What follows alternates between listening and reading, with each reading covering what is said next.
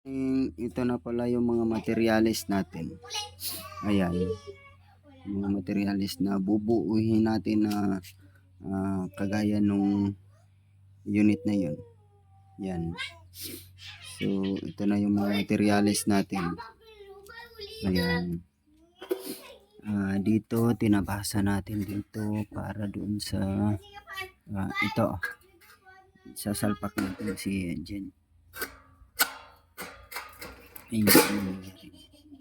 Para lapat na lapat, para hindi na masyadong magkain sa welding.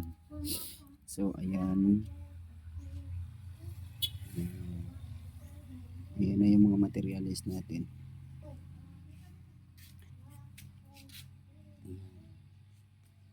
So abangan ninyo mamaya ay i-assemble natin yan. So see you.